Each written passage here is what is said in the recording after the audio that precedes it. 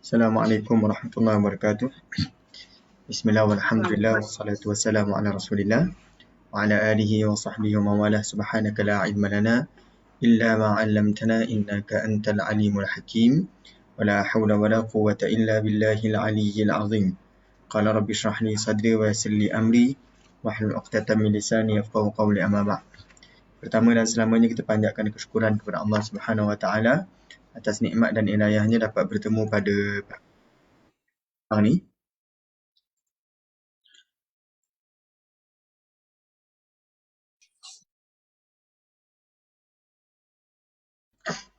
Untuk kita sama-sama teruskan perbincangan kita tentang keindahan bahasa Al-Quran.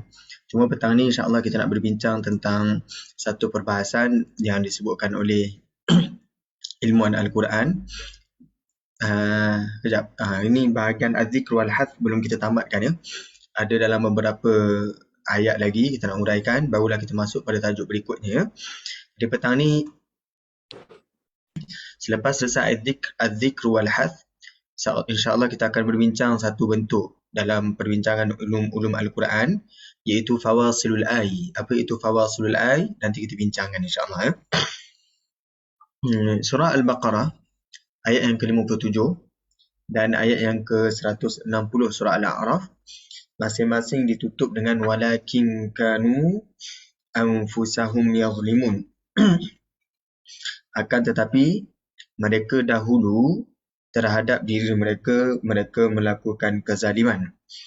Dalam surah Ali Imran ayat yang ke-117, walakin anfusahum yazlimun. Akan tetapi terhadap diri mereka sendiri mereka menganiaya ataupun mereka melakukan kezaliman. Jadi ini adalah salah satu bentuk yang tak sama dalam Al-Quran.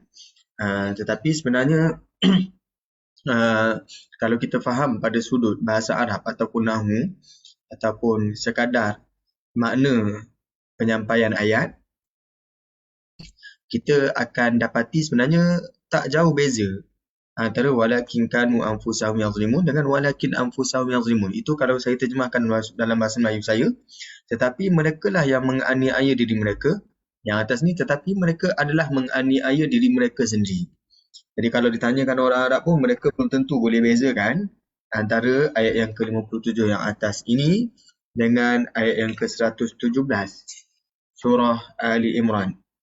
Jadi kali ini kita nak bincangkanlah apa perbezaan antara dua ayat ini ya. Okey. Pada ayat yang ke-57 surah Al-Baqarah ada penambahan kanu, kalau tuan-puan perasan. Ya. Walaupun terjemahan hampir sama, tapi ada pertambahan kanu. Ini kerana pada surah Al-Baqarah dan surah Al-A'raf ini ia adalah berkenaan dengan kaum-kaum yang telah pun hidup, iaitu mereka itu adalah Bani Israel. Jadi Allah sebutkan tentang Bani Israel pada ayat yang ke-57 ini, وَظَلَّلْنَا عَلَيْكُمْ الْغَمَامِ, dan kami naungkan ke atas kamu itu al-ghamam, adanya awan ataupun al-ghamam, awan ya. وَأَنْزَلْنَا عَلَيْكُمُ الْمَنَّ وَالسَّلْوَى, dan kami turunkan kepada kamu al-manna wassalwa. Ini cerita tentang orang-orang terdahulu yang telah pun meninggal. Jadi Allah sebutkan kanu, mereka dahulu ya. Tetapi dalam surah Al-A'raf ini ia bukanlah bercerita tentang surah Al-A'raf juga ayat 160 juga bercerita tentang kaum yang telah pun meninggal ya. Cuma surah Ali Imran ayat ke-117 ini bukan bercerita tentang kaum yang terdahulu. Okey, kita tengok ya. Kita tengok ayat yang ke-57 surah Al-Baqarah. وَظَلَّلْنَا عَلَيْكُمُ الْغَمَامَ وَأَنْزَلْنَا عَلَيْكُمُ الْمَنَّ وَالسَّلْوَى, dan kami telah menaungi kamu dengan awan daripada panas matahari di padang pasir, dan kami turunkan kepada kamu al-manna wassalwa. Kulu min tayyibati ma razaqnakum, serta kami berfirman, makanlah daripada makanan-makanan yang baik yang kami telah kurniakan kepada kamu. Wa ma zalamuna, dan tidaklah mereka menganiaya kami sebab mereka kufurkan nikmat itu, walakin kanu anfusahum yazlimun, tetapi sebenarnya mereka adalah menganiaya diri mereka sendiri. Jadi ini cerita tentang kaum yang lampau, Oleh yang demikian ditambahkan dimakan. Okey, kita teruskan dengan surah Al-A'raf ayat yang ke-160. Wa qatta'nahum musnatai asyrata asbatan umam. Dan kami membahagikan Bani Israel ini kepada 12 suku sebagai golongan-golongan yang besar. Wa awhayna ila Musa, dan kami wahyukan kepada Nabi Musa, idhistasqahu qaumuhu an idrib bi'asakal hajar. Apabila kaumnya meminta air kepadanya, pukullah batu itu dengan tongkatmu. Fambadasat min husnata asyrata aina. Lalu terpancarlah daripada 12 mata air, tiap-tiap golongan di antara mereka mengetahui tempat masing-masing. Qad alima kullu unasin mashrabahum wa dhallalna 'alaihimul ghamama wa anzalna 'alaihimul manna wassalwa. Kulu min tayyibati ma razaqnakum. Dan kami naungi di atas mereka awan, dan kami turunkan ke atas mereka itu al-manna wassalwa. Makanlah daripada yang baik-baik apa yang kami telah rezekikan kepada kamu. Wa ma zalamuna, dan tidaklah mereka menganiaya kami dengan kekufuran mereka. Walakin kanu anfusahum yazlimun, akan tetapi mereka menganiaya diri mereka sendiri sesuai dengan ayat yang bercerita tentang masa yang lampau. Ini didatangkan kalimakan. Okey, saya bandingkan dengan Ali Imran ayat yang ke-117. Mathalu ma yunfiquna fi hadhihi al-hayati ad-dunya. Bandingan apa yang mereka belanjakan dalam kehidupan dunia ini, kamathali rihin, samalah seperti angin, fiha sirrun asabat hartha qaumin, yang mana yang membawa udara yang amat sejuk yang menimpa tanaman kaum, zalamu anfusahum, kaum yang menganiaya diri mereka sendiri, fa ahlakat, lalu membinasakannya. Wa ma zalamahumullah, dan tidaklah Allah menganiaya mereka, walakin anfusahum yazlimun, akan tetapi mereka sendiri yang menganiaya diri mereka. Tuan-puan perhatikan ayat yang ke-117 surah Ali Imran ini bercerita tentang masa sekarang ataupun sepanjang zaman, iaitu tentang manusia secara umumnya yang hidup di dunia ni. Jadi ia bukan bercerita berkenaan dengan golongan yang terdahulu semata-mata, tapi ia juga bercerita tentang mana-mana kaum, baik kaum tahun ini ataupun tahun yang lepas, ataupun yang dulu ataupun yang akan datang. Jadi sesuai dengan itu, tidak didatangkan kanu. Kanu ini tuan-puan, kalau kita dalam belajar bahasa Arab, itu adalah antara nawasikh. Nasikhun minan nawasikh. Salah satu nasikh daripada nawasikh, nasikh, ya. Apa itu nawasikh ataupun nasikh? Nasikh ni dia menggugurkan tugas asal bagi mubtada dan khabar. Kalau mubtada, sepatutnya kita sebutkan dia mesti marfu', iaitu mubtada, ya, subjek dalam bahasa Melayu ni. Kemudian khabar ni predikat, mesti marfu'. Datangnya nasikh. Nasikh ini menjejaskan kedudukan mubtada daripada marfu', tetap menjadi marfu', tetapi khabar daripada marfu' berubah menjadi mansub. Itu nawasikh. Okey, yang kedua, kanu ini adalah fa'il naqis. Fa'il, kata kerja yang tidak boleh membawa makna yang sempurna. Sebab apa disebut fa'il naqis, bukannya fa'il yang sempurna? Bukan fa'il kamil. Sebab apa? Sebab ia tidak merujuk kepada perbuatan. Ia hanya menunjukkan kepada masa sahaja. Jadi kanu nak menunjukkan kepada masa, jadi didatangkan dengan kanu yang telah lepas. Sesuai dengan ayat ini, ayat Al-A'raf dan ayat Al-Baqarah bercerita tentang kaum yang lampau, didatangkan kanu untuk menunjukkan masa yang lampau. Manakala dalam surah Al-Ali Imran tadi, itu bercerita tentang umat seluruhnya ataupun secara umum, maka tidaklah dispesifikkan dengan waktu ataupun tempoh-tempoh yang tertentu, ya. Okey, saya teruskan. Kalau tuan-puan ada soalan, boleh terus bertanya. Dalam surah Al-Qasas ayat yang ke-60, firman Allah, wa ma utitum min syai', dan apa jua harta benda dan lain-lainnya yang diberikan kepada kamu, famata'ul hayatid dunya, maka ia merupakan kesenangan hidup di dunia, wazinatuha, dan perhiasannya, wama indallahi khairun wa abqa, dalam pada itu apa jua yang ada di sisi Allah, yakni yang disediakan untuk orang-orang yang beriman dan taat, adalah khairun, adalah lebih baik, wa abqa, dan lebih kekal. Afala ta'qilun, maka mengapa kamu tidak mahu memahaminya? Okey, berbanding dengan surah Asy-Syura, Allah berfirman, "Fama utitum min syai'", oleh itu apa jua yang diberikan kepada kamu, "famata'ul hayatid dunya", maka ia hanyalah nikmat kesenangan hidup di dunia ini sahaja. Ada perbezaan surah Al-Qasas ayat 60 dan surah Asy-Syura ayat yang ke-36. Surah Al-Qasas ada penambahan zinah. Tetapi tidak pada surah Asy-Syura. Surah Asy-Syura tidak ada penambahan zinah. Penutupnya hampir sama. وَمَا عِنْدَ اللَّهِ خَيْرٌ وَأَبْقَى. Sama sebagaimana dalam surah Al-Qasas. Cuma ada penambahan lagi pada surah Asy-Syura. لِلَّذِينَ آمَنُوا. Kepada orang-orang yang beriman. وَعَلَى رَبِّهِمْ يَتَوَكَّلُونَ. Dan ke atas Tuhan mereka, mereka bertawakal. Jadi kalau ditanya, kenapa dalam surah Al-Qasas ni ada penambahan zina?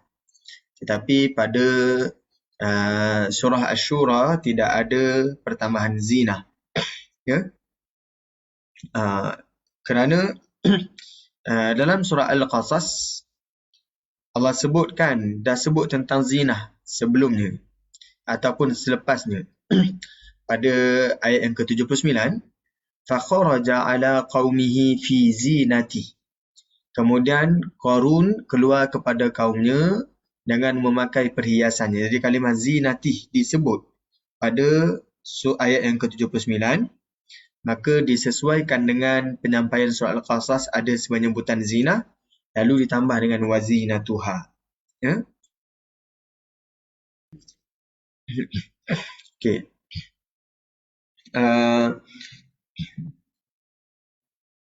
Okey, jadi sesuai dengan itu, ayat yang ke-60 surah Al-Qasas ini, ia adalah sebagai teaser sebelum masuk pada ayat 79 ni. Jadi disebutkan dalam ayat berkenaan, wazinatuha.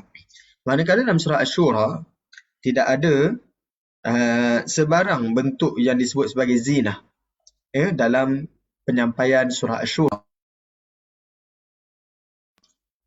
Hanya yang disebutkan tentang perkara perhiasan ataupun kesenangan dunia, dan tidaklah disebutkan sebagaimana dalam surah Al-Qasas itu tentang zina, tentang perhiasan. Ya. Jadi disebabkan itu, maka ada pertambahan pada surah Al-Qasas berbanding surah Asy-Syura. Ayat berikutnya dalam surah Al-Baqarah ayat yang ke-174. Innal ladzina yaktumuna ma anzalallahu minal kitab. Sesungguhnya orang-orang yang menyembunyikan, yakni meminda atau mengubah apa-apa keterangan kitab suci yang telah diturunkan oleh Allah, wa yashtaruna bihi thamanan qalila, dan membeli dengannya keuntungan dunia yang sedikit faedahnya. Ulaika ma ya'kuluna fi butunihim illa an-nar. Mereka itu tidaklah mengisi dalam perut mereka selain daripada api neraka. Wala yukallimuhumullahu yawmal qiyamah, dan Allah tidak akan berkata-kata kepada mereka pada hari kiamat.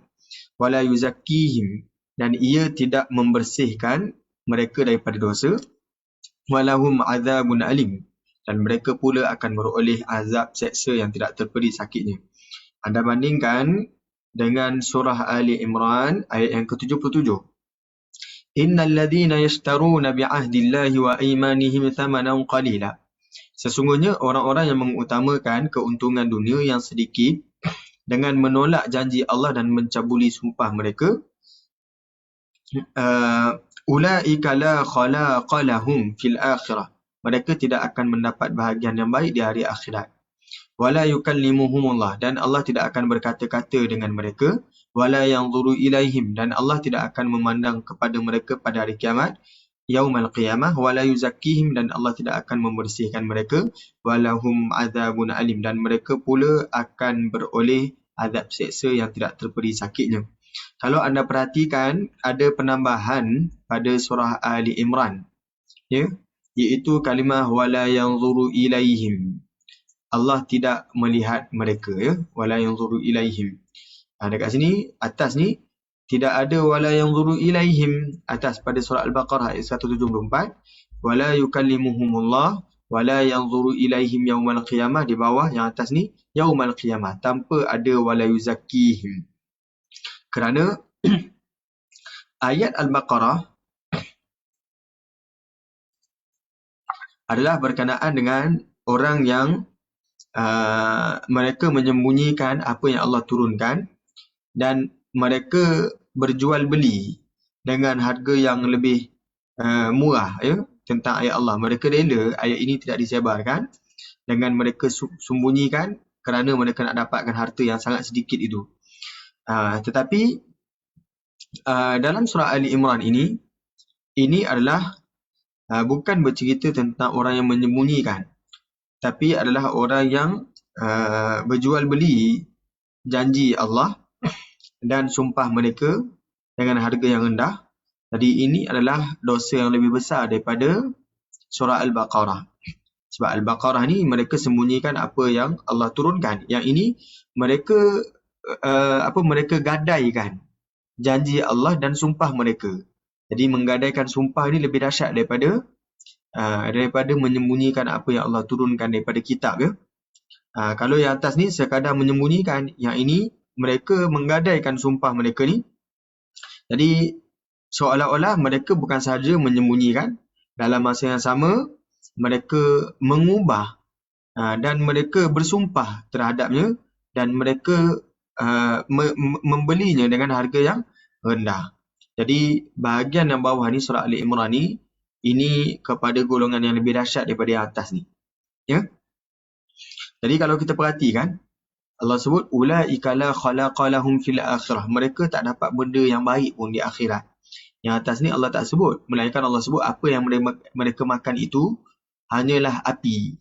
Jadi ini penyampaiannya bahagian bawah ni lebih dahsyat daripada yang atas. Oleh kerana dosa pada ayat 77 ni lebih dahsyat daripada dosa yang dibentangkan pada ayat ke-174, maka ditambahkanlah penyiksaan ataupun balasan kepada mereka, iaitu pada surah Ali Imran ayat ke-77, wala yanzuru ilaihim. Allah tidak melihat kepada mereka, ya? Okey, seterusnya ada lagi sebab yang lain. Sebab yang seterusnya, kerana konteks dalam surah Ali Imran ini adalah menunaikan perjanjian Allah, yang mana Allah dah sebutkan pada ayat sebelumnya pada surah Ali Imran, bala man awfa bi'ahdihi. Bahkan mereka berdosa memakan hak orang, kerana sesiapa yang menyempurnakan janjinya mengenai hak orang lain, wattaqa, dan bertakwa, fa innallaha yuhibbul muttaqin, maka sesungguhnya Allah mengasihi orang-orang yang bertakwa. Sebaliknya dalam surah Al-Baqarah, ia bercerita tentang bangkai ataupun darah yang dijadikan sebagai makanan. Al-Baqarah ayat ke-173, Allah berfirman, innama harrama alaikumul maitata waddama wa lahmal khinzir. Sesungguhnya Allah hanya mengharamkan kepada kamu memakan bangkai, waddama, darah, wa lahmal khinzir, dan daging khinzir, wa ma uhilla bihi li ghairillah, dan binatang-binatang yang disembelih tidak kerana Allah. Faman turra ghaira baghin, maka sesiapa terpaksa memakannya kerana darurat, wala adin, sedang ia tidak menginginkannya dan tidak pula melampaui batas pada kadar benda yang dimakan itu, fala ithma alaih, maka tidak adalah ia berdosa. Innallaha ghafurur rahim, sesungguhnya Allah itu Maha Pengampun lagi Maha Mengasihani. Jadi ini ayat bercerita tentang makanan. Yang bawah ini cerita tentang perjanjian. Jadi tuan-puan nampak kan, perjanjian, bab makan dengan bab janji, mana lebih dahsyat? Bab makan lebih tidak dahsyat daripada bab janji. Bab janji lebih dahsyat daripada bab makan. Jadi sesuai dengan penyampaian itu, surah Ali Imran ayat yang ke-77 ditambah wala yanzuru ilaihim, menunjukkan ada penambahan balasan kepada mereka, ya. Selesai tajuk Az-Zikr wal Hath, ya. Jadi masya-Allah tabarakallah, daripada buku ni tuan-puan, buku At-Ta'birul Qur'ani, tuan-puan dah selesai sampai muka surat yang ke-127. Jadi hari ni kita nak masuk pada tajuk berikutnya, ya. Kesimpulan, kita dah belajar panjang-panjang ni tentang Az-Zikr wal Hath, sebut dan buang. Kesimpulan dia apa? Kesimpulan dia mudah saja, iaitu ikhtilaful mabani yadullu ala ikhtilafil ma'ani. Perbezaan struktur kalimah menunjukkan perbezaan makna. Saya ulang, ini yang menjadi modal penting kita ni.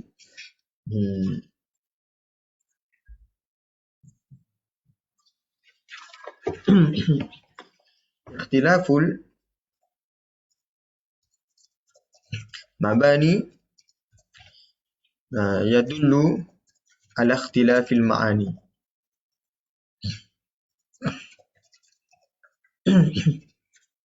Berbezanya struktur kalimah ataupun ayat, maka ia menunjukkan perbezaan pada sudut makna. Maka tajuk az-zikr wal hath ini kita boleh ubah ikhtilaf ni kepada ziyadatul mabani. Ziyadatul mabani, pertambahan struktur, dalilun ala ziyadatil ma'ani. Sebarang pertambahan struktur ayat ataupun struktur kalimah, ia membawa kepada pertambahan makna. Ya? Jadi inilah kesimpulan yang paling penting saya rasa. Ya? Jadi kalau tuan-puan dapat ini, maksudnya bila tuan-puan jumpa dalam Al-Quran mana-mana bentuk yang berbeza, sudah tentu ada perbezaan pada makna yang kita boleh sama-sama gali. Ya?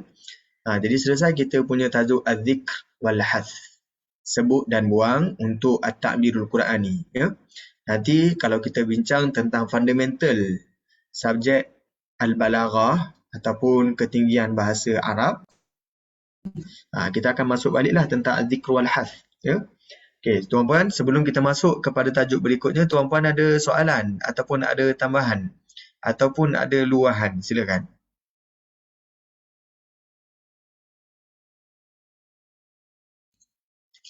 Okey, nampaknya kalau tak ada saya boleh teruskan ya, insya-Allah ya. Okey, kali ini asalnya saya ingat saya nak bentang tentang at-tankiru wa ta'rif. Nakirah dan ma'rifah. Yang pertama kita akan masuk nakirah ma'rifah pada perspektif nahu. Kemudian dah selesai nahu, kita akan masuk pada perspektif balaghah. Cuma bila saya cek balik, saya rasa tak sempat untuk kita bincang dalam 2 sesi. Ya? Sebab saya difahamkan kita punya kuliah kita pun akan turut cuti pada bulan Ramadan. Ya? Jadi pada bulan Ramadan, kita akan cuti kelas keindahan bahasa Al-Quran supaya tuan-puan boleh luangkan masa dengan lebih banyak dengan Al-Quran Karim secara kendiri. Ya? Ataupun dengan grup di masjid. Ataupun dengan family. Jadi walaupun undian hari itu ada yang lebih setuju untuk diteruskan, tetapi setelah kami berbincang dengan Ustaz Yusuf Arba'in, Ustaz Yusuf cadangkan kata ada baiknya kita cuti dahulu. Sebab setakat ni semua kelas anjuran Akademi Tadabbur Malaysia cuti pada bulan Ramadan. Ya. Tambahan pula kelas saya pada waktu petang. Jadi waktu petang ni adalah waktu orang tumbang. Jadi saya rasa boleh kita cuti dahulu, dan saya rasa tak sempat untuk bincang tentang nakirah dan makrifah untuk menguraikan lagi perbincangan tentang siratal mustaqim. Ihdinas siratal mustaqim, dan kenapa pada ayat lain siratim mustaqim tak ada alif lam. Ya? Jadi hari ini kita nak bincang tajuk yang lebih senang sedikit daripada tu, iaitu tajuk fawasilul ay. Ya, fawasilul ay. Apa itu fawasilul ay? Fawasilul ay ini kita bercerita tentang penutup ayat. Kalau dalam syair, dia ada qafiyah, rima akhir bagi bait syair. Tetapi untuk ayat Al-Quran, kita panggilnya sebagai fawasilul ay, pemisah antara ayat, iaitu rima akhir bagi ayat. Jadi contoh ya, kalau kita dapati dalam Al-Quran, selalunya dia berakhir dengan fawasil yang selari.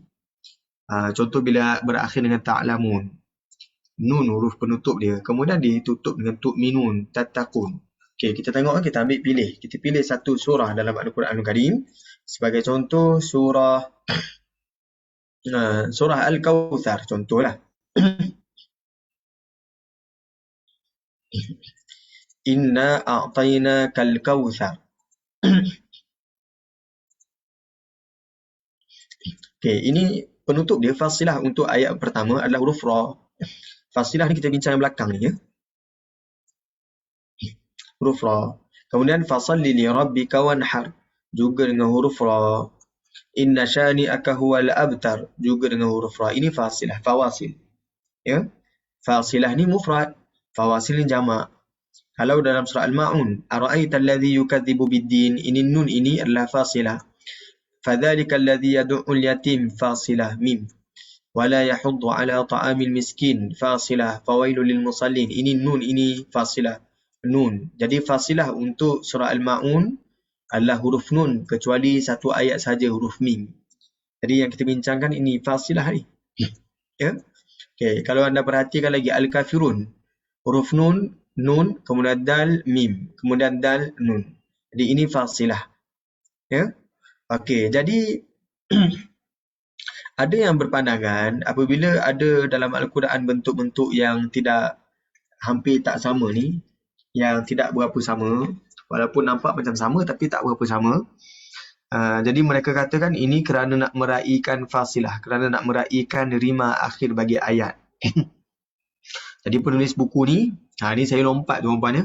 Sebab sebelum Fawasilul Ay ada lagi tajuk At-Tawqid ya. At-Tawqid. Cuma saya lompat sebab Fawasilul Ay ni lebih pendek huraiannya berbanding tajuk-tajuk yang lain. Sama ke dalam surah Al-Kahfi dengan Maryam yang berakhir dengan tanwin? Ya, betul. Ya. Yang berakhir dengan tanwin dalam surah Al-Kahfi dan surah Maryam itu kita panggil fasilah lah tu. Kita sebut dengan berakhir dengan huruf alif lah ya, ataupun mansub, itu fasilah. Jadi semua penutup ayat kita panggil fawasil. Dan dalam perbincangan fawasil ni ada lebih lanjut daripada fawasil ni. Kadang-kadang ada yang bincangkan tentang Asma'ullahil Husna fil fawasil. Nama-nama Allah yang dimuatkan pada fawasil ayat, pada penutup ayat. Jadi innallaha sami'un alim, apa beza dengan as-sami'ul basir. Jadi dibincangkan yang tu, itu juga salah satu perbincangan lah dalam ulum Al-Quran. Jadi ada yang, kalau ulama yang klasik, ulama silam, ulama Al-Quran, kadang-kadang bila mereka bincangkan tentang kenapa, contoh ya, dalam surah Asy-Syu'ara, Allah berfirman, qalu amanna bi rabbil alamin. Mereka berkata, kami beriman kepada Tuhan sekalian alam. Rabbi Musa wa Harun, Tuhan kepada Nabi Musa dan Tuhan kepada Nabi Harun. Iaitu kalimah Musa didahulukan, kemudian barulah kalimah Harun disebut. Okay. Jadi mereka kata kenapa Musa didahulukan, Harun diletakkan kemudian? Kerana ini untuk selarikan dengan penutup ayat-ayat yang lain dalam surah Asy-Syu'ara. Tuan-puan perhatikan ayat yang ke-47 surah Asy-Syu'ara, huruf nun, bi rabbil alamin, Rabbi Musa wa Harun. Jadi untuk disesuaikan dengan huruf nun itu, lalu kalimah Harun dikebelakangkan. Itu huraian antara jawapan ulama-ulama yang silam. Contohnya dalam surah Taha. Dalam surah Taha, fa'ulqiyas saharatu sujjada. Qalu amanna bi rabbi Harun wa Musa. Dalam surah Taha, Harun disebut dahulu, barulah Nabi Musa disebut. Jadi kenapa ya Musa disebut kat belakang? Bukannya tak seperti dalam surah Asy-Syu'ara, Musa disebut di depan, Harun di belakang. Yang bawah ni surah Taha, Harun disebut dahulu, Musa disebut kemudian. Jadi mereka jawab, ini barangkali untuk meraihkan penyampaian surah Taha yang berakhir dengan alif maksurah. Taha ma anzalna 'alaikal Qur'ana litashqa illa tadhkiratan liman yakhsha. Jadi kebanyakannya berakhir dengan alif maksurah. Maka oleh yang demikian Musa dikebelakangkan. Cuma tuan-puan, Al-Quran tidak hanya sekadar itu. Al-Quran tidak terlalu rendah kedudukannya hanya kerana nak meraihkan rima akhir. Al-Quran tidak begitu. Al-Quran bahkan pemilihan lafaznya bukan sekadar untuk meraihkan rima akhir. Bahkan ada makna yang sedang dilunaskan oleh Al-Quranul Karim, sedang ditunaikan oleh Al-Quranul Karim, maka didepankan kalimah Harun berbanding Musa dalam surah Taha. Dalam surah Asy-Syu'ara, kalimah Musa didepankan berbanding Harun. Jadi kali ini kita nak tambah huraian ulama-ulama silam ni. Kalau mereka sebutkan ini nak meraihkan fasilah, maka kita kata Al-Quran bukan sekadar nak meraihkan fasilah. Al-Quran sebenarnya ada lagi penyampaian ataupun makna yang sedang ditunaikan selain daripada sekadar nak meraihkan fasilah. Kalau sekadar nak meraihkan fasilah, apa beza dengan kalam manusia? Sebab kalam manusia dalam syair pun mereka meraihkan qafiyah. Mereka meraihkan penutup bait tu, setiap bait. Jadi kalaulah sekadar itu, bukankah lebih indah bila Al-Quran bukan sekadar meraihkan fasilah, tapi kerana nak menunaikan hak makna tu. Jadi yang tu kita nak tambah pada perbincangan fawasilul air, ya. Okey, kita perhatikan lagi dalam surah Asy-Syu'ara. Ini kita sebut sebagai praktis contoh dulu, lepas tu barulah kita bincang nanti, ya. Dalam surah Asy-Syu'ara, kalau anda perhatikan ayat 72 dan 73, qala, Nabi Ibrahim berkata, hal yasma'unakum, adakah berhala-berhala itu mendengar kamu, idh tad'un, semasa kamu menyerunya, aw yanfa'unakum, ataupun mereka dapat memberi manfaat kepada kamu, aw yadurrun, ataupun mereka boleh menimpakan bahaya kepada kamu. Jadi tuan-puan, kalau kita perhatikan, bukankah lebih selari kalau ayat yang ke-73 ni disebut aw yanfa'unakum, ada kum kan? Aw yadurrunakum. Kenapa tak tambah yadurrunakum? Bukankah lebih selari begitu? Jadi huraian terdahulu mereka sebutkan ini kerana nak meraihkan fasilah. Ya, kerana nak meraihkan fasilah. Kerana kalau kita perhatikan ayat 72, penutup ayat itu adalah huruf nun. Maka disesuaikan dengan itu, yadurrun. Nun itu ditutup pada ayat ke-73. Tapi kita sebutkan di sini, kita tegaskan, Al-Quran tidak seringkas itu huraiannya. Tidaklah sekadar meraihkan fasilah. Betul, kita tak menafikan fasilah salah satu struktur yang indah dalam Al-Quran. Tetapi Al-Quran bukan sekadar nak meraihkan fasilah. Al-Quran sebenarnya sedang menunaikan hak yang lain, dan Al-Quran tak sebut aw yadurrunakum. Sebab apa? Nanti kita bincangkan, ya. Kenapa tak sebut? Kalau sebut memberi manfaat kepada kamu, ada tambah kamu. Tapi memberi mudarat tak tambah dengan kum ni. Jadi nanti kita akan bincangkan kenapa tidak ada kum pada ayat yang ke-73, bukan semata-mata nak meraihkan fasilah. Itu salah satu alasan saja. Tapi lebih baik kita tambah lagi alasan yang lain, sebab Al-Quran bukan sekadar nak meraihkan bahagian estetika bahasa, ya. Keindahan, nilai estetika semata-mata, ya. Tetapi Al-Quran lebih indah daripada yang kita fikirkan. Ia menunaikan hak ataupun tuntutan makna yang tertentu pada ayat berkenaan, ya. Dalam surah Al-Ahzab, contoh, waqalu rabbana, dan mereka berkata lagi, Tuhan kami, inna ata'na sadatana, sesungguhnya kami telah mematuhi kehendak ketua-ketua besar kami, wa kubara'ana, orang-orang besar kami, fa'adalluna sabila, lalu mereka menyesatkan kami daripada jalan yang benar. Tuan-puan, kalau dalam syair mereka akan sebut kenapa ada tambah alif ni. Yang pertama, mereka akan sebut nak meraihkan qafiyah. Yang kedua, mereka akan sebut ini adalah alif al-itlaq. Kenapa ada alif al-itlaq ataupun itlaqul alif ni? Kerana daruratun syi'riyah. Jadi tuan-puan, lepas ni kalau tuan-puan belajar kaedah dalam bahasa Arab ni, kaedah nahu ke, kaedah balaghah ke, kaedah apa-apa saja, selalunya akan ada penutup dia disebut alasannya adalah daruratun syi'riyah. Darurat. Kenapa ada sebut darurat syi'riyah ni? Daruratun syi'riyah. Saya tuliskan, ya. Ejaan dia.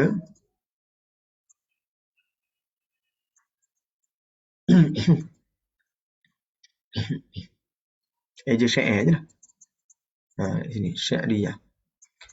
Untuk meraihkan darurat ni, kemudaratan syi'riyah ni, maka mereka tambah alif pada bacaan mereka. Jadi tuan-puan akan biasalah ada lihat alif al-itlaq ni.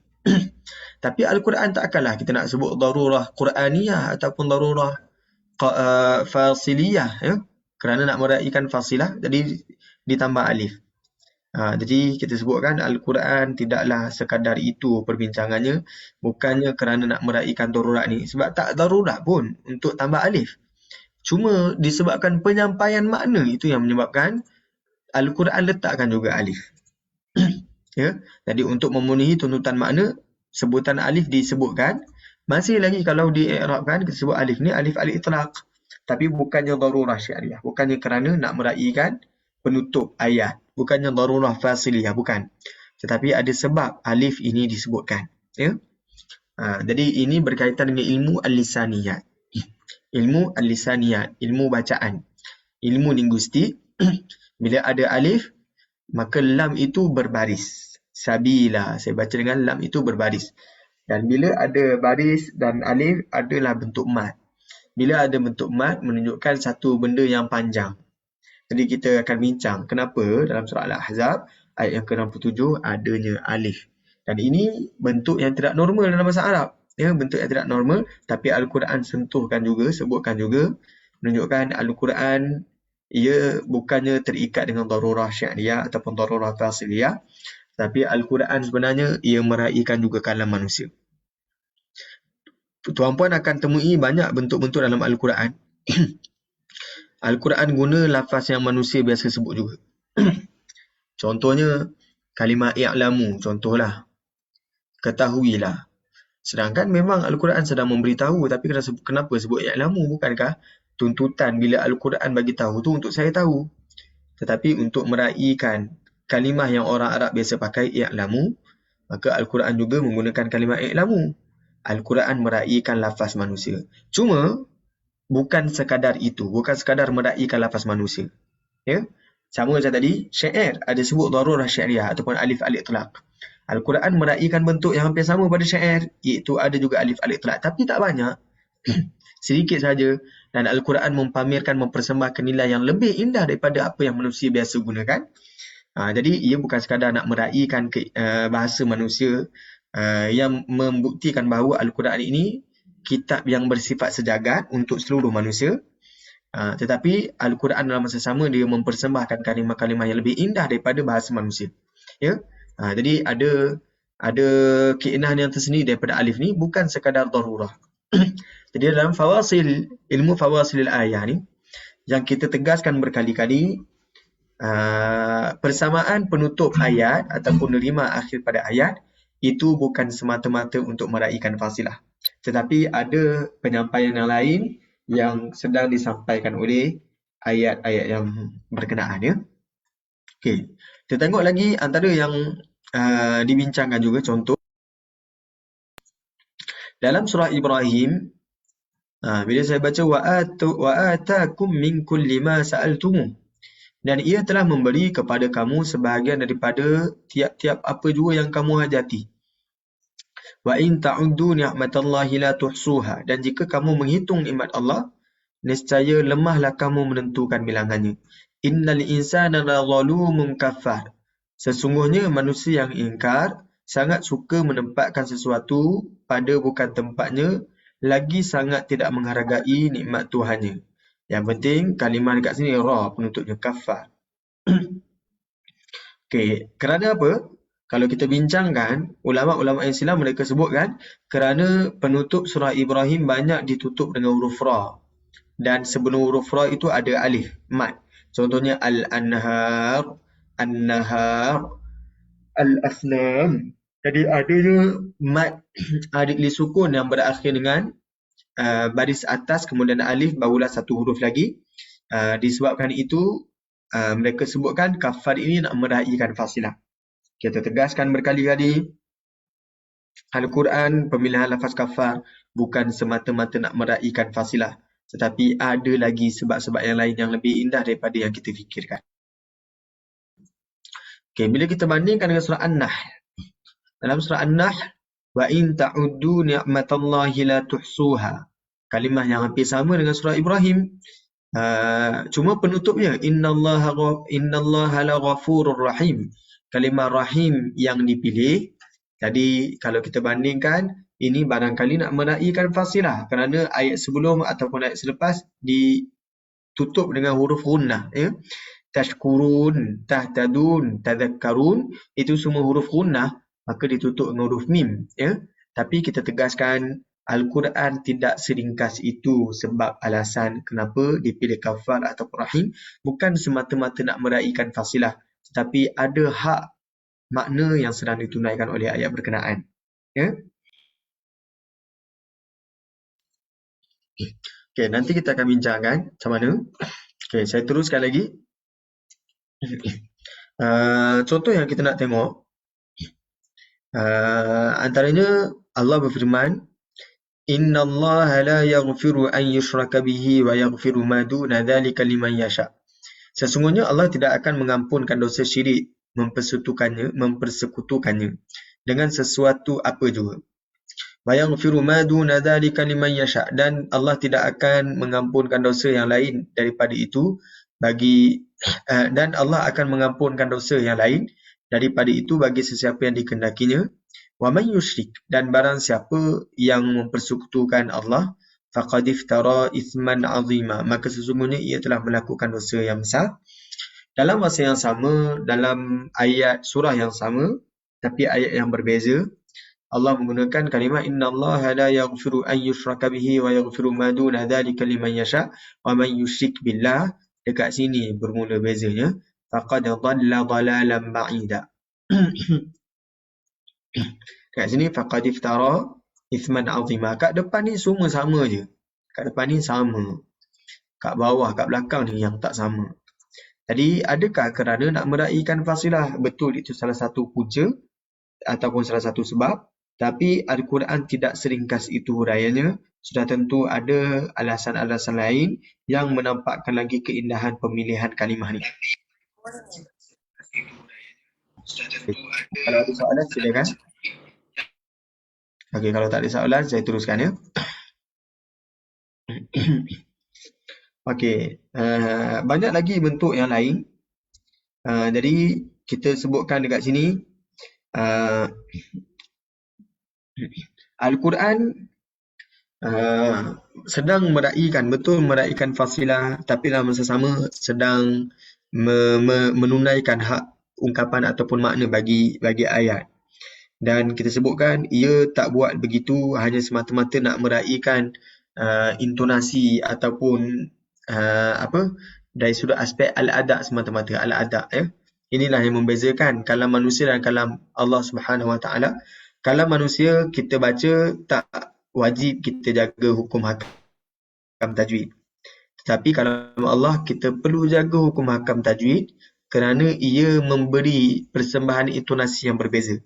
Tetapi kita katakan pemilihan kalimah bukan sekadar nak meraihkan intonasi ataupun muzik lagu-lagu Al-Quran, bukan. Ya, bukan aspek fasilah yang dijaga semata-mata, tetapi itu adalah keperluan bicara ketika itu. Maka surah Asy-Syu'ara tadi dia taklah berakhir dengan Harun. Ataupun surah Taha tadi, ayat surah Taha tidaklah berakhir dengan kalimah Musa kerana nak meraihkan fasilah semata-mata, tetapi ini adalah keperluan bicara untuk ayat itu ya. Keperluan penyampaian untuk ayat itu memerlukan ditutupi dengan Musa ataupun Harun, bukan kerana nak meraihkan fasilah. Dan ini menambahkan lagi keindahan dan kemukjizatan Al-Quranul Karim. Sebab apa? Sebab apa kita sebutkan begini? Sebab memang tidak sedikit dalam kalangan ilmuwan yang silam ketika mereka menghuraikan penutup ayat. Mereka bila tanya, kenapa disebut Rahim? Bukannya Raufur Rahim. Kenapa tak sebut La Rahimur Rauf? Ya? Jadi kata mereka kerana ini nak meraihkan fasilah.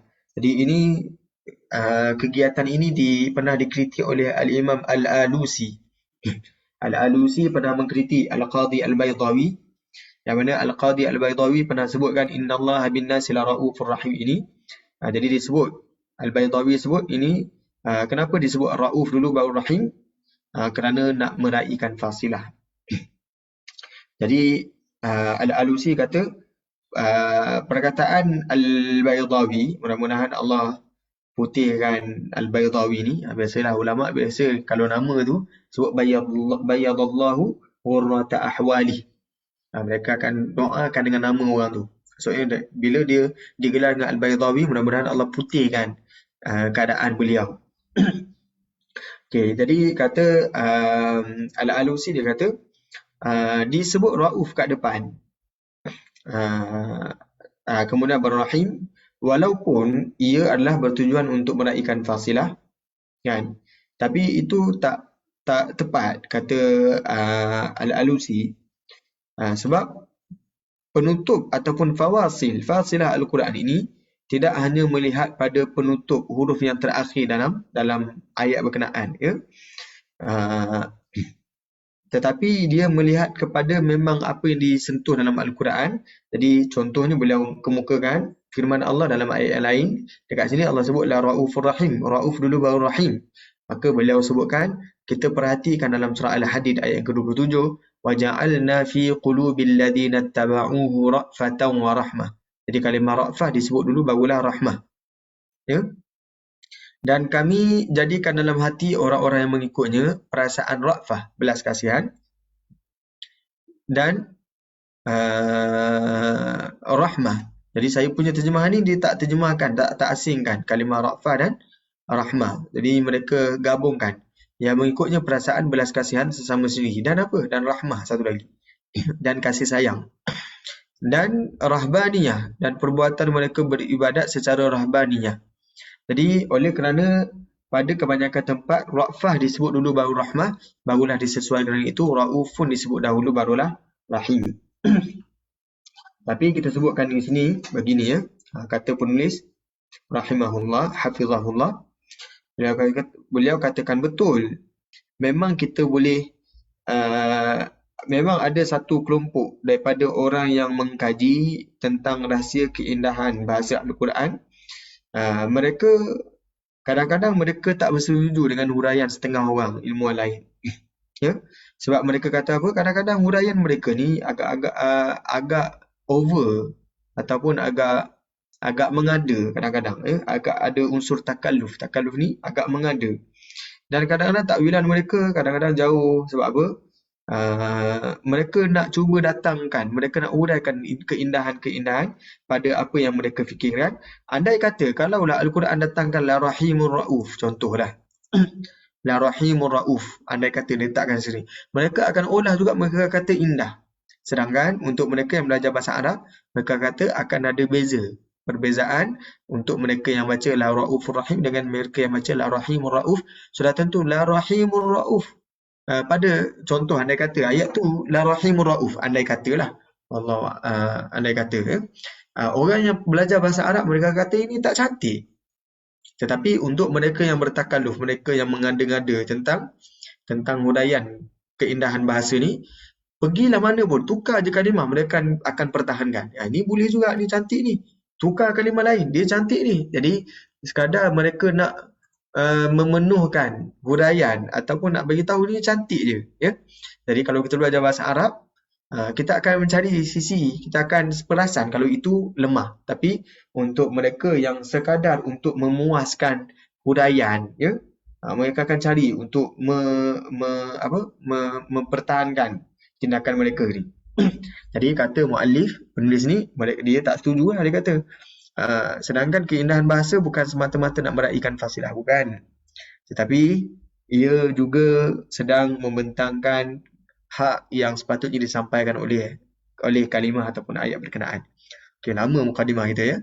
Tapi itulah yang kita nak bentangkan pada petang ini. Okey, sebelum saya masuk pada contoh, tuan-puan ada soalan?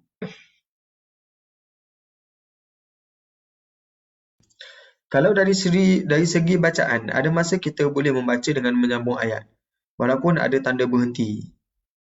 Boleh Ustaz beri penerangan dari segi fasilah? Okey, kita tengok, ya. Antara soalan yang orang tanya jugalah. Contoh, ayat yang keempat dalam surah Al-Ma'un. Firman Allah, fawailul lil musallin. Ayat ini, tuan-puan, ayat keempat ni, saya tak boleh berhenti bacaan saya tak boleh putuskan bacaan saya kemudian saya rokok, tak boleh. Contoh, saya baca ayat Al-Ma'un ayat 1 hingga ayat ke-4, kemudian saya rokok, saya berhenti kat situ. Fawailul lil musallin, ini tergantung maknanya. Maka kalau saya nak baca dalam solat saya, dalam rakaat saya kena sambung. Siapakah al-musallin yang dicelakakan oleh Allah ni? Alladzina hum an salatihim sahun. Okey, itu jelas. Soalan yang timbul berikutnya, okey, mana lebih afdal? Saya baca begini ke saya baca dalam keadaan wakaf? Fawailul lil musallin. الذين هم عن صلاتهم ساهون.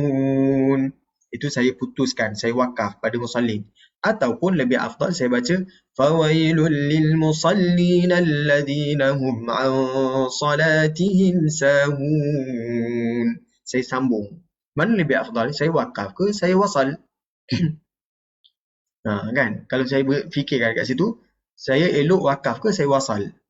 Sebab kalau saya wakaf, bukankah itu mencacatkan makna? Jadi kita sebutkan di sini untuk ayat yang tadi, walaupun kalau saya berhenti pada ayat keempat, saya tak sambung dengan ayat keempat, ayat yang kelima, ia menjadi ayat ini tergantung. Ya? Tapi bukanlah bererti wasal itu lebih baik daripada wakaf. Jadi saya tidak dituntut untuk wasal untuk ayat ini. Yang saya dituntut adalah jangan habiskan bacaan pada ayat keempat, itu sahaja. Bukannya saya dituntut untuk wasal, tidak. Saya bahkan lebih afdal saya wakaf pada al-musallin berbanding saya wasal. Jelas ya? Saya ulang lagi sekali. Ayat ni fawailul lil musallin, mana lebih afdal? Saya wakaf ke ataupun saya wasal? Sebab apa saya nak wasal? Sebab kalau saya wakaf akan mencacatkan makna, kan? Tapi saya wakaf sebab saya menerima ayat ini al-musallin itu sebagai fasilah, sebagai penutup ayat. Maka dekat sini ada satu kaedah dalam ilmu bacaan Al-Quran, dalam ilmu al-adab, al-wuqufu inda ru'usil ayah sunnah. Wakaf di kepala ayat ataupun di penutup ayat itu adalah sunnah. Walaupun kalau saya berhenti dilihat tergantung, tetapi yang saya buat, saya tak tamatkan bacaan. Saya hanya wakaf, bukannya saya tamatkan bacaan. Maka wakaf itu lebih sunnah daripada saya sambung. Jadi wakaf yang diutamakan. Sedangkan kalau saya wakaf, dia memberi kesan pada ayat ni. Tapi oleh kerana fasilah yang disebutkan pada saya, dekat sini fasilah, maka saya buat begitu. Bacaan saya begitu. Ya? Okey, jadi bila kita berhenti, kita kena pegang kaedah tu lah. Al-wuquf inda ru'usil ayah sunnah. Sama juga dalam beberapa ayat yang lain. Contohnya, dia sebahagian ayat tu. Tetapi bila masuk surah lain, dia adalah satu ayat yang penuh. Macam mana pula nak buat? Ikut pada ru'usul ayat ataupun fasilah. Itu antara perbincangan fawasil. Tapi ni aspek ilmu al-adab lah. Jadi yang Puan Nur Syahadah tanya tadi tu, itu adalah pada aspek ilmu al-adab. Cuma kali ni yang kita nak bincang adalah pada aspek ilmu al-bayan ataupun pada aspek bahasa. Ya? Jadi pada ilmu al-adabnya begitu. Okay, ada lagi soalan? Kalau ada perkara kalimah yang hendak dibangkitkan, silakan. Sebelum kita teruskan dengan contoh yang dibentangkan dalam Al-Quranul Karim ni. Ustaz, begitu juga ke dengan ayat 219 suratul Al-Baqarah yang fid dunia tu? Maknanya kita berhenti juga, tatafakkarun, duduk situ, berhenti situ, dan tu mula ayat dengan fid dunia. Betul. Sama juga dalam surah Al-Baqarah.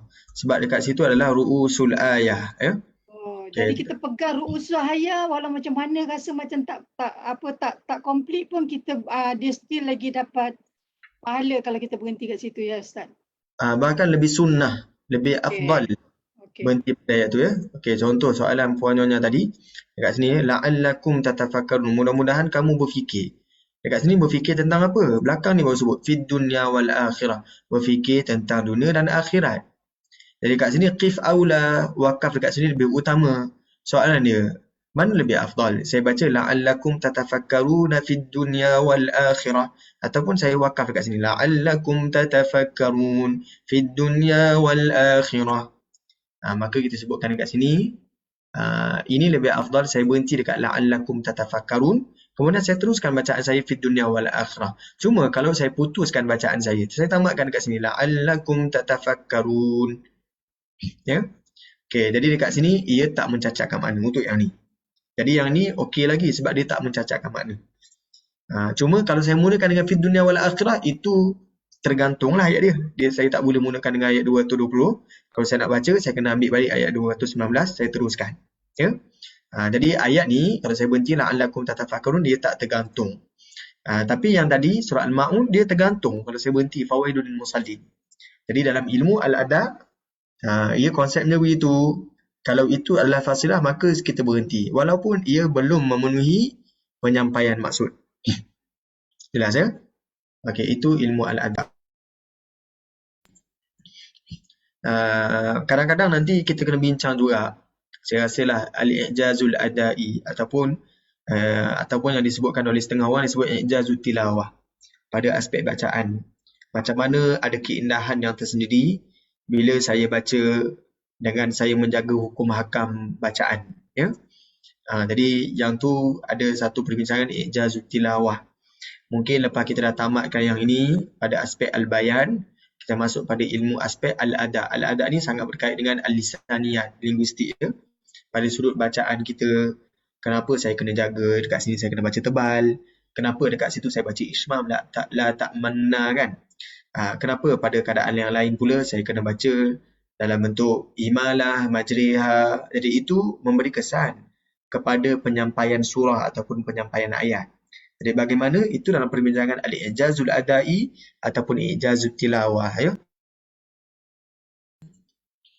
Okey, saya teruskan. Kalau tuan-puan ada perbincangan, diskusi, silakan. Okey, kita nak tengok dalam surah Asy-Syu'ara ayat yang ke-72 dan 73. Tadi kita dah sentuh sekejap, sekarang ni kita nak bincanglah. Nabi Ibrahim berkata, qala hal yasma'unakum, berhala ni dengar kamu ke? Iz tad'un, apabila kamu menyerunya, berdoa padanya.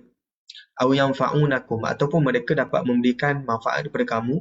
Aw yadurrun, ataupun mereka dapat menimpakan mudarat. Jadi soalannya, kenapa dalam surah Asy-Syu'ara ayat 73 tak ditambah dengan aw yadurrunakum? Mana kum? Kalau nak selarikan dengan yanfa'unakum ditambah kum, ya. Jadi kenapa begini? Ini kita katakan bukan sekadar untuk meraihkan fasilah.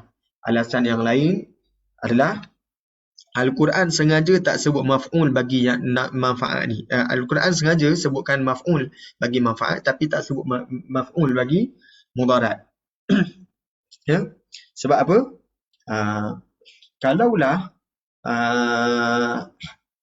Kalaulah disebut begini kan, adakah mereka boleh memberi manfaat kepada kamu?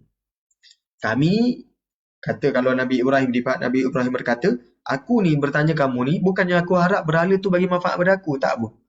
Aku tak pernah berharap pun. Dan aku memang sendiri tak pernah minta pada berhala. Tapi kamu yang minta dengan berhala ni. Berhala tu boleh bagi manfaat pada kamu tak?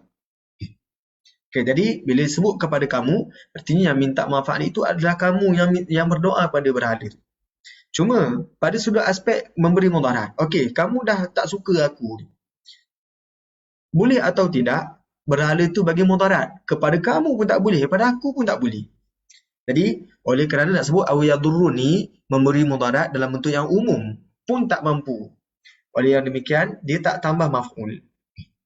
Jadi kalau dia nak beri mudarat, kamu pun memang takkan minta untuk kamu dapat mudarat. Memang takkan minta. Tapi dia boleh bagi mudarat pada aku. Jadi kalimah yang lebih tepat adalah awiyadurrunani, bukannya awiyadurrunakum. Tapi sebab nak sebutnya, berhala ni bukan sekadar tak boleh bagi mudarat pada aku, bukan sekadar tak boleh bagi mudarat pada kamu, semua makhluk dia tak boleh bagi mudarat. Jadi disebabkan itu, dia tak datangkan sebarang maf'ul. Jadi antara alasannya saya sebutkan dekat sini kenapa tak ada kum, ini sedang menghazafkan ataupun membuang maf'ul. Maf'ul ni apa? Kata nama objek. Ya? Memberi mudarat kepada kamu ataupun saya ataupun siapa saja, dia tak maklumkan memberi mudarat kepada siapa. Menunjukkan memberi mudarat kepada umum. Berhala ni takkan pernah mampu. Walaupun berhala ni tak boleh beri manfaat pada kamu, tak boleh bagi mudarat pada aku, tak boleh. Jadi disebabkan itu, au yadurrun, tidak ada sebarang maf'ul pada ayat yang ke-73, ya. Okey, dapat ya? Jadi kita sebutkan manusia ni tak akan pernah minta untuk mendapat mudarat terhadap dirinya, ya. Selalunya yang mereka minta adalah mudarat itu menimpa musuhnya. Oleh yang demikian, dia tak sebut yadurrunakum, dan lebih tepat yadurrunani. Lebih tepat begitulah. Tetapi tidaklah menampakkan kesalahan dengan yang fa'unakum. Jadi sesuai dengan itu, pada ayat Asy-Syu'ara ayat yang ke-73 disebutkan dalam bentuk yang mutlak ataupun bentuk yang umum, tidak dispesifikkan memberi mudarat pada siapa. Ya. Okey, mudah-mudahan jelaslah tuan-puan ya untuk ayat yang ke-73 surah Asy-Syu'ara. Okey, kita perhatikan dalam surah Taha ayat yang ke-79. Wa adalla fir'aunu qaumahu, dan dengan itu Firaun telah menyesatkan kaumnya disebut kat sini. Wa ma hada, dan tidaklah Firaun memberi hidayah kepada siapa? Kalau kita sebut memberi hidayah kepada mereka lah. Jadi ada hum yang tidak disebutkan dekat sini. Kalau saya nak seladikan dengan ayat ni, saya akan sebut wa adalla fir'aunu qaumahu wa ma hadahum. Kenapa dibuang hadahum? Kenapa dibuang hum? Itu bukan sekadar nak meraihkan fasilah, tetapi ada sebab yang lain juga. Iaitu dia tak sebut wa ma hadahum untuk menunjukkan Firaun tak boleh memberi petunjuk dalam bentuk yang umum. Untuk Firaun sesatkan, dia boleh sesatkan kaum yang tertentu. Tetapi untuk beri hidayah, tak ada orang pun dapat hidayah dengan Firaun. Oleh yang demikian, didatangkan dalam bentuk yang mutlak, yang bentuk yang umum, tidak dispesifikkan hadah kepada siapa, tak boleh bagi petunjuk kepada siapa. Kalau disebut wa ma hadahum, Firaun tak boleh bagi petunjuk kepada mereka, adakah bermaksud Firaun boleh bagi petunjuk kepada orang lain selain daripada mereka? Oleh yang demikian, dia tak sebut wa ma hadahum, tetapi disebut wa ma hada. Jelas ya? Okey, setakat dua contoh ni, boleh ikut atau tidak tuan-puan? Boleh tuliskan dalam ruangan komen kalau segan nak bercakap. Kalau nak bercakap silakan. Lagilah kita sama-sama boleh belajar ya. Okey, setakat ni boleh ikut ya. Okey, alhamdulillah, masya-Allah. Mudah-mudahan boleh Ustaz. Okey, alhamdulillah. Nanti lepas ni boleh sampaikan kepada rakan-rakan yang lain bagaimana nak memahami ayat yang tidak disebutkan maf'ul ni. Alhamdulillah ya. Dan saya rasa ni lagi ringan daripada tajuk-tajuk yang lain. Saya rasalah. Tapi saya takut saya seorang lah rasa. Okey, kita teruskan ayat 34 surah Ibrahim.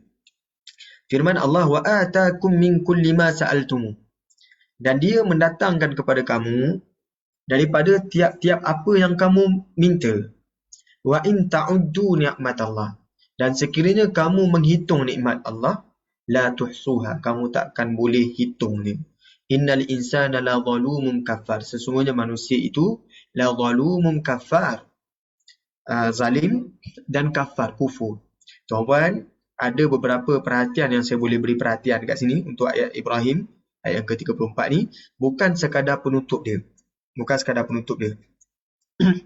Tapi antara yang saya boleh bincangkan adalah rasam pun saya boleh bincangkan.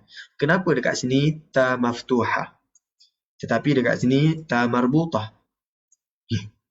Untuk bacaan Hafs an Asim ada kesan ni tuan-puan. Kesan ni macam mana? Contoh kalau saya semput nafas saya. Semput saya baca wa in ta'uddu ni'mat. Saya berhenti dengan ta maftuhah. Jadi ta tu akan saya baca ni'mat. Itu Hafs an Asim ya. Tetapi kalau saya berhenti kat ayat bawah ni, wa in ta'uddu ni'mah. Jadi berhenti pada dua ayat ni tak sama.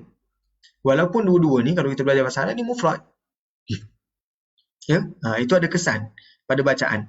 Jadi ta maftuhah dengan ta marbutah ada huraian yang lain. Kenapa untuk ayat yang atas ni Allah sebut ni'mata, ta dalam bentuk yang maftuhah, tapi yang bawah ni ta marbutah, yang tu kita bincangkan dalam perbincangan rasam, ya, yang mana ia memberi kesan pada ada, pada bacaan. Jadi rasam, al-ada, al-fawasil, ya, itu semua dalam ulum Al-Quran. Okey. Perhatian saya adalah pada penutup ayat ni, ayat 34 ni, dia bercerita tentang perangai manusia la zalumun kafar, tetapi dalam surah An-Nahl ia berbincang berkenaan dengan Allah Subhanahu Wa Taala la ghafur rahim. Kalau setengah huraian disebut kerana ayat sebelum ayat selepas semua berakhir dengan alif dan sesuatu huruf. Contohnya al-anhar, an-nahar, kan. Yang bawah ni kerana berakhir dengan huruf gunnah, maka nak meraihkan huruf gunnah itu diakhirkan dengan huruf mim. Kalau berakhir dengan la ghafur, jadi penutupnya bukan gunnah ra, bukanlah huruf gunnah. Tapi kita sebutkan Al-Quran tidak seringkas itu huraiannya. Bukan sekadar nak meraihkan meraikan fasilah semata-mata, tetapi antara huraian yang lain kalau saya perhatikan dalam surah Ibrahim ayat yang ke-28 kita perhatikan ya. Alam tara ilal ladzina baddalu ni'matallahi kufra. Tidakkah engkau melihat dan merasa ajaib terhadap orang-orang kafir yang telah menukar kesyukuran nikmat Allah dengan kekufuran? Wa ahallu qaumahum daral bawar, dan yang telah menempatkan kaum mereka dalam kebinasaan. Jahannam yaslaunaha, iaitu neraka Jahannam yang mereka akan menderita bakarannya. Wa bi'sal qarar, dan ingatlah itu adalah seburuk-buruk tempat tetap ialah neraka Jahannam. Wa ja'alu lillahi andadan liyudillu an sabili, dan mereka mengadakan sekutu-sekutu bagi Allah untuk menyesatkan manusia daripada jalannya. Qul tamatta'u fa inna masirakum ilan nar. Katakanlah wahai Muhammad, bersenang-senanglah kamu bagi sementara di dunia, kerana sesungguhnya kesudahan kamu ke neraka. Kemudian qul ya ibadiyalladzina amanu yuqimus salat. Katakanlah kepada hamba-hambaku yang beriman, hendaklah mereka mendirikan sembahyang, wa yunfiqu mimma razaqnahum, dan mereka mendermakan daripada apa yang kami rezekikan kepada mereka, sirra, dalam keadaan rahsia, wa alaniyah, ataupun dalam keadaan terbuka, min qabli an ya'tiya yaum, sebelum datangnya hari yang mana la bay'un fih, yang tidak ada jual beli, wala khilal, dan tidak ada sahabat handai. Tuan-tuan, ayat ni surah Ibrahim ni ayat yang ke-31, ayat 28 hingga 31 ni cerita tentang siapa?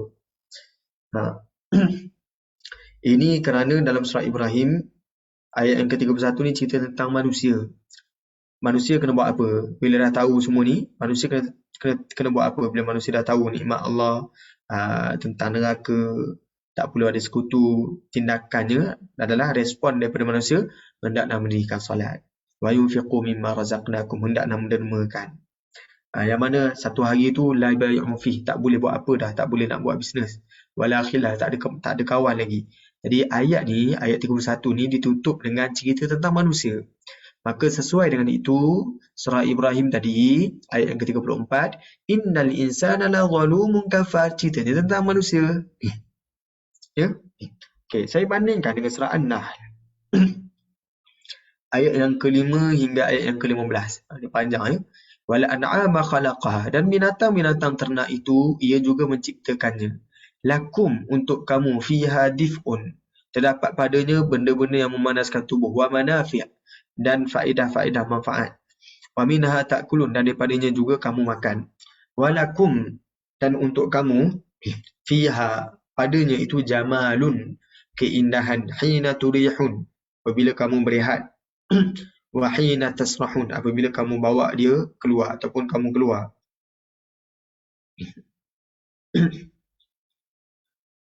Wa tahmilu athqalahum, dan binatang-binatang itu pula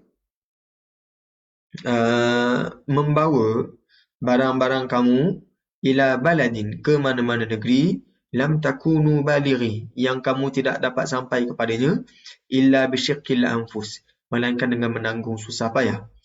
Inna rabbakum la raufur rahim, sesungguhnya Tuhan kamu amatlah melimpah belas kasihan dan rahmatnya. Wal khayla wal bighala wal hamira litarkabuha wa zinah, dan Allah menjadikan kuda dan bagal serta keldai untuk kamu menunggangnya, dan untuk menjadi perhiasan. Wa yakhluqu ma la ta'lamun, dan ia menjadikan apa yang kamu tidak mengetahuinya.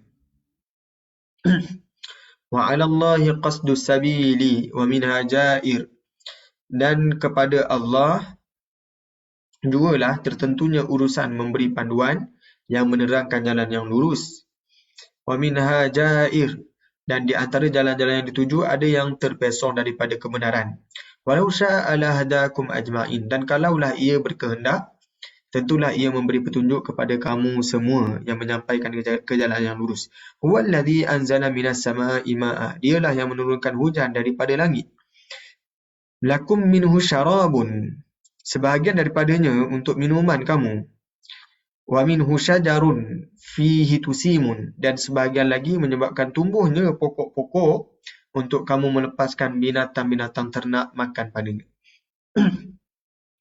Okay, kemudian yumbitu lakum bihi zar', ia juga menumbuhkan bagi kamu dengan sebab hujan itu tanaman-tanaman, wazaitun dan pokok-pokok zaitun, wan nakhil dan kurma, wal a'nab serta anggur, wa min kulli thamarat dan juga dari segala jenis buah-buahan. Inna fi dzalika laayatan liqaumin yatafakkarun. Sesungguhnya yang demikian itu adanya tanda kebesaran untuk orang yang berfikir. Wa sakhkhara lakumul laila wan nahara wasyamsa wal qamar. Dan ia memudahkan bagi kamu malam dan siang dan matahari serta bulan, wan nujumu musakhkharatun bi amri, dan binatang-binatang yang dimudahkan dengan perintahnya untuk keperluan-keperluan kamu. Ini sebenarnya bintang, dan bintang-bintang dimudahkan dengan perintahnya untuk keperluan-keperluan kamu. Inna fi dzalika laayat. Sesungguhnya demikian itu ada tanda-tanda liqaumin yaqilun, bagi kaum yang mahu memahaminya. Wa ma dzara'a lakum fil ardi mukhtalifan alwan. Dan apa-apa jua yang dijadikan untuk kamu di bumi yang berlainan jenisnya. Inna fi dzalika laayah. Sesungguhnya yang demikian itu mengandungi tanda liqaumin yadhakkarun, bagi kaum yang mahu mengingati nikmat Allah itu. Wa huwa alladhi sakhkhara al-bahra litakulu minhu lahman tariyya. Dan dialah yang memudahkan laut supaya kamu dapat makan daripadanya daging yang lembut, hidup-hidup, dan dapat pula mengeluarkan daripadanya benda-benda perhiasan untuk kamu memakainya. Wa taral fulka mawakhira fih. Dan selain itu kamu melihat pula kapal-kapal berlayar padanya. Wa litabtaghu min fadli. Dan lagi supaya kamu dapat mencari rezeki daripada limpah kurniaannya. Wa la'allakum tashkurun. Dan supaya kamu bersyukur. Wa alqa fil ardi rawasi. Dan ia mengadakan di bumi gunung-gunung yang menetapnya supaya antamida bikum wa anhara wa subulan la'allakum tahtadun, supaya ia tidak menghayunkan kamu, dan ia mengadakan sungai-sungai serta jalan-jalan lalu lalang supaya kamu dapat sampai kepada matlamat yang kamu tuju. Jadi sebenarnya dalam surah An-Nahl ni, ia sedang bercerita tentang pemberi nikmat. Ia sedang cerita tentang nikmat juga, tapi sedang bercerita tentang pemberi nikmat. Inna fi dzalika laayah, inna fi dzalika laayat. Jadi ayat-ayat ini adalah untuk saya mengenang siapakah dia Al-Mun'im yang memberi nikmat itu. Oleh kerana saya sedang dihuraikan ataupun diperincikan tentang pemberi nikmat ni, maka sesuai dengan itu yang disebutkan pada surah An-Nahl ini, bila Allah sebut wa in ta'uddu ni'matallahi la tuhsuha, kata tadi.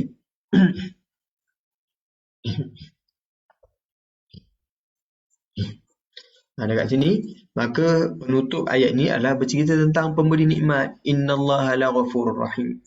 Kalau tadi, ayat tadi surah Ibrahim bercerita tentang nikmat yang Allah berikan kepada manusia, maka ditutup dengan manusia. Surah An-Nahl tentang nikmat yang Allah beri menunjukkan sifat Allah yang Maha Pemurah. Terima kasih Puan Noniza Risa, ya. Masya-Allah, tabarakallah. Surah Ibrahim kisah tentang sifat manusia. Surah An-Nahl tentang nikmat yang Allah beri menunjukkan sifat Allah yang Maha Pemurah. Jadi kita perhatikan dekat sini, dua-dua ni walaupun tengahnya hampir sama, wa in ta'uddu ni'matallahi la tuhsuha, tapi perspektif yang mana? Ini perspektif pada orang yang diberi nikmat. Yang bawah ni perspektif pada Tuhan yang pemberi nikmat. Sesuai dengan itu, maka penutup ayatnya sama ataupun diselarikan. Jadi kita sebutkan penutup ayat ni bukan semata-mata nak meraihkan fasilah. Sebab Al-Quran lebih indah daripada yang kita fikirkan berkenaan dengan fasilah semata-mata. Sedangkan Al-Quran sedang menunaikan hak-hak makna. Ya? Okey, setakat ni jelas ya tuan-puan. Saya teruskan dengan surah Taha dan surah Asy-Syu'ara.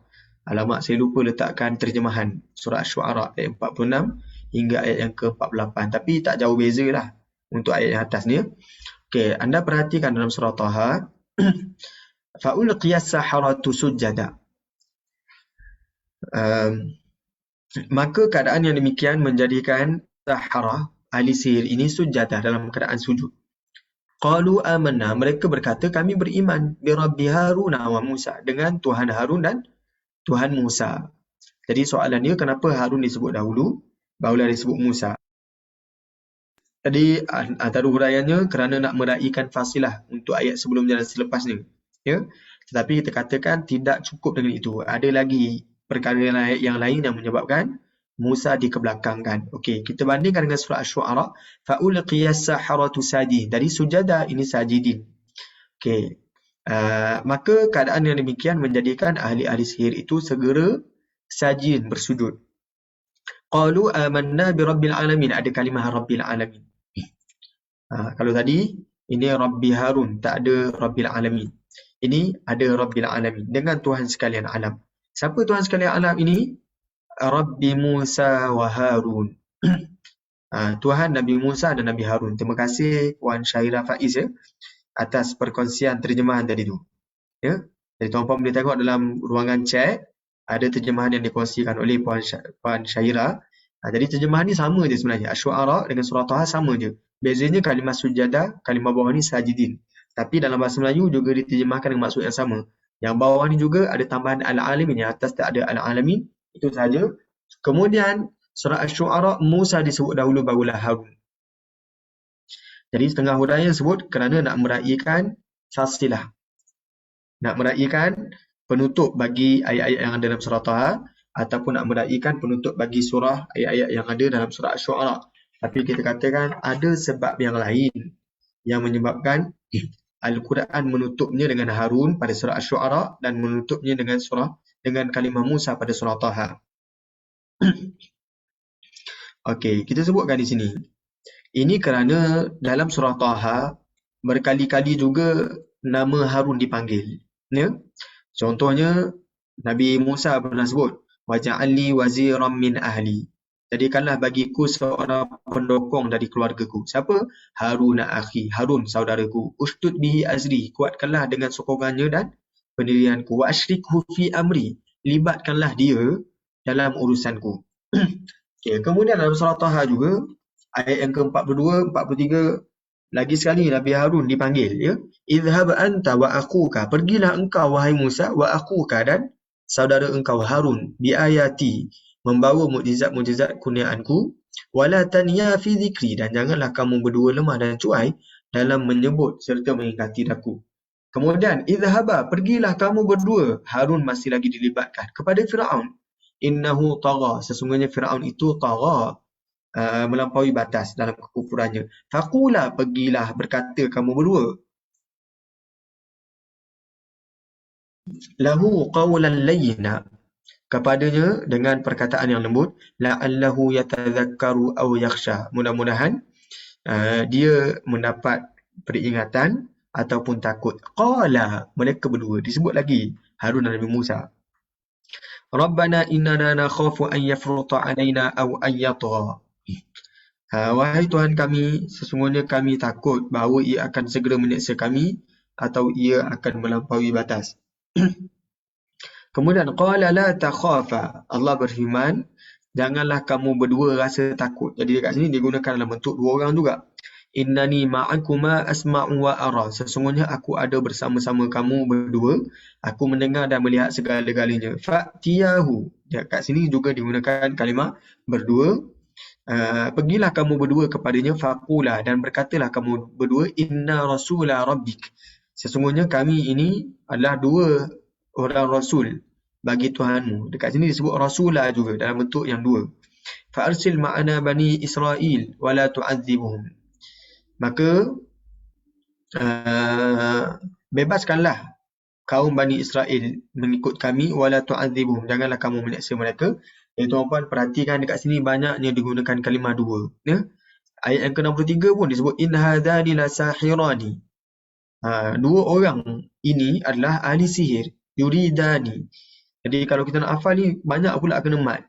Qalu in hadzani lasahirani yuridani an yukhrijakum min ardikum bisihrihima.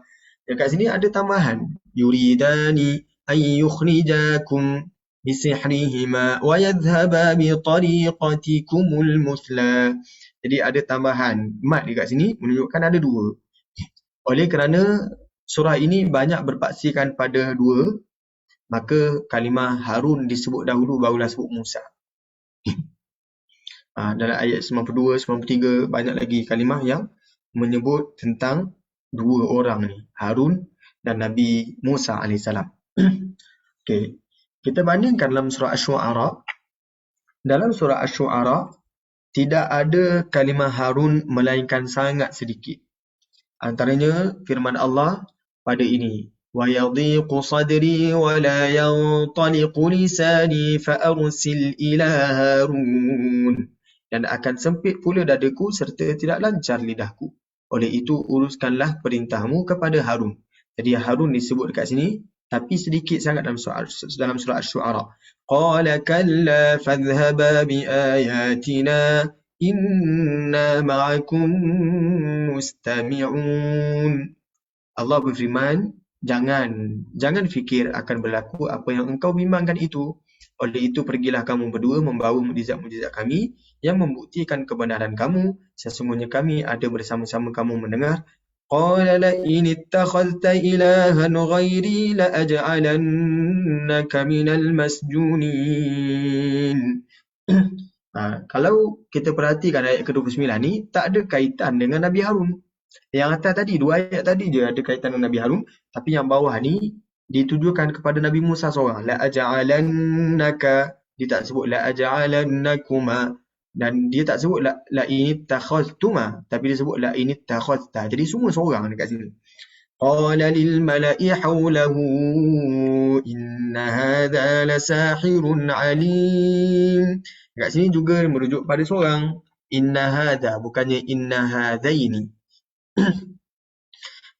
Surah Asy-Syu'ara disebutkan Nabi Musa sebab mukjizat tu khas untuk Nabi Musa. Ya, nanti kita akan bincangkan pada permulaan surah ni sendiri. Okey, jadi tuan-puan, ini antara huraiannya kenapa dalam surah Asy-Syu'ara Nabi Harun disebut di belakang, Nabi Musa didahulukan, ya. Kerana surah Asy-Syu'ara lebih berpaksikan pada seorang, lebih berpaksikan pada tunggal berbanding dua. Okey, itu salah satu huraian. Okey, kita perhatikan lagi sudut yang seterusnya adalah kerana dalam surah Taha Allah ceritakan tentang ketakutan Nabi Musa.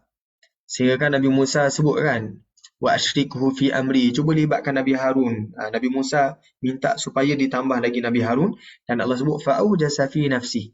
Maka yang demikian menjadikan Nabi Musa merasa takut sedikit dalam hatinya. Tadi kalimah Musa dibelakangkan. Tetapi dalam surah Asy-Syu'ara tidak disebutkan tentang ketakutan Nabi Musa. Oleh yang demikian, kalimah Nabi Musa dikedepankan. Okay, sekarang ni kita nak cerita apa yang Puan Nurliza kongsikan tadi, iaitu berkenaan dengan penyampaian surah Asy-Syu'ara ni. Kalau tuan-puan perhatikan, dalam Al-Quran ada 4 surah yang bermula dengan huruf Ta. Keempat-empat surah ni ada cerita tentang Nabi Musa. Jadi surah yang bermula dengan huruf Ta ada cerita tentang Nabi Musa. Cuma surah Taha selepas huruf Ta itu huruf Ha. Jadi huruf Ha ini adalah huruf yang pertama bagi lafaz Harun. Jadi ada yang kaitkan. Jadi Taha sendiri dah melibatkan bahawa surah ini memberi perhatian kepada Nabi Harun. Walaupun ia hanyalah watak sampingan, disebabkan itu Harun didahulukan barulah Musa. Ya, amanna bi rabbi Harun wa Musa.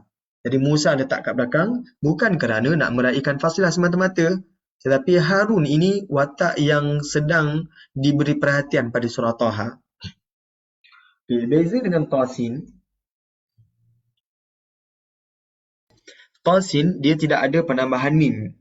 Kalau yang bawah ni surah Asy-Syu'ara dan Al-Qasas, Tasin Mim. Jadi ditutup dengan mim pada awal ayat. Mim ini adalah huruf yang pertama bagi nama Nabi Musa.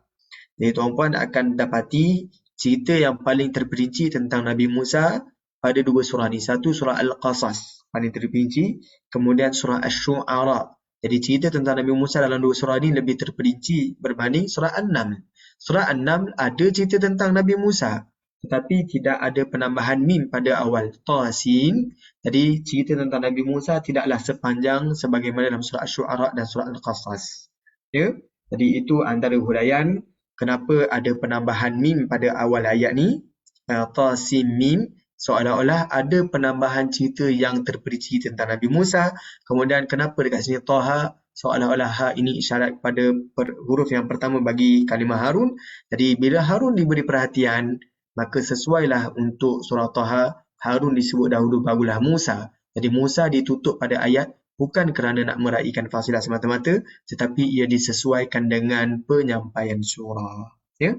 Wallahu a'lam. Itu antara huraian ringkas tentang fawasil al-ay, ya, iaitu rima akhir dalam Al-Quranul Karim. Tuan-puan ada soalan, ada tambahan ataupun ada luahan? Silakan. Wallahu a'lam. Bismillahirrahmanirrahim. Wal 'asr innal insana lafi khusr illa alladhina amanu wa 'amilus salihat wa tawasaw bil haqqi wa tawasaw bis sabr.